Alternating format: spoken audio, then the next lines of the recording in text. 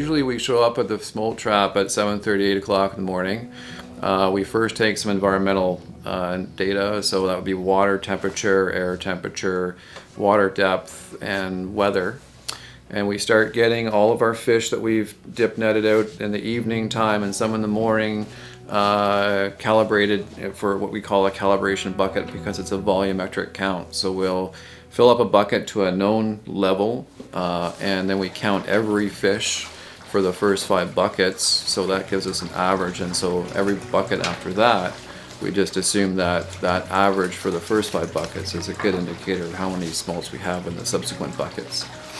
And we prepare the tagging station, so we'll fill up the tagging station with water.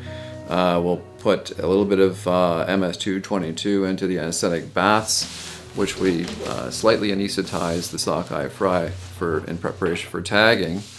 And while we're counting and looking for mark recaptured fish, the taggers have already started by that time tagging the fish.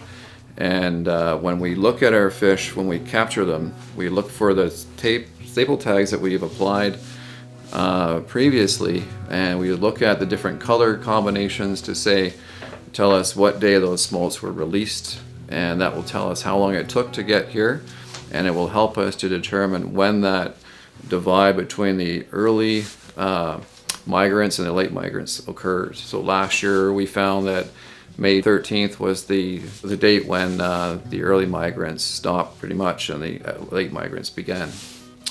And this information is really critical for understanding what the drivers are for sockeye abundance in the Skeena system. The Skeena system, it supplies salmon for a large number of First Nations and other people as well.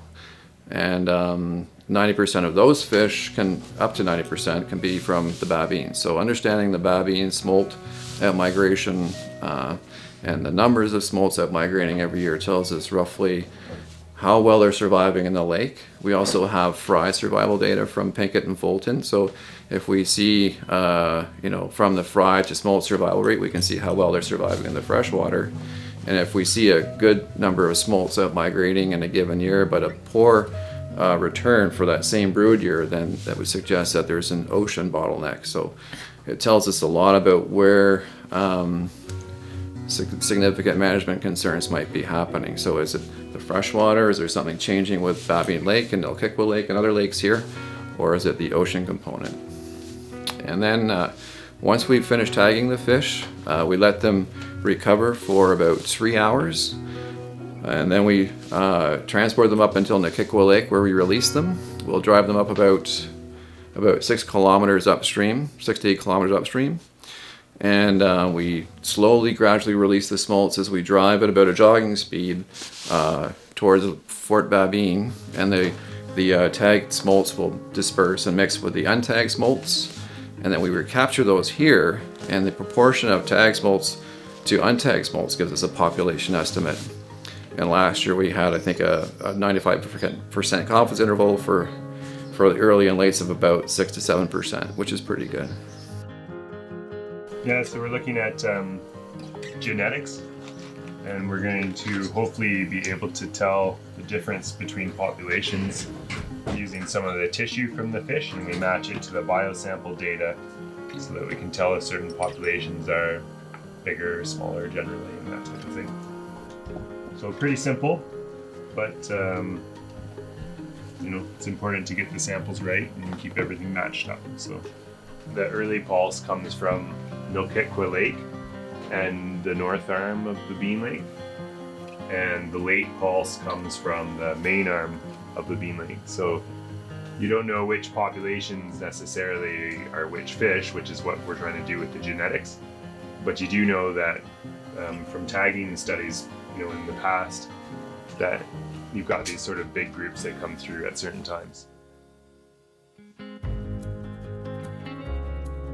As you can see, the current is really strong right now, so we're building a flyway to slow down so the fry could get through. We're trying to get them to go upstream. We're going to be counting the fry on the front side of the backholds, like the upstream and the downstream of the backholds.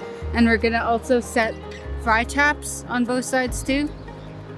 We have to do different things at different times to be counting them.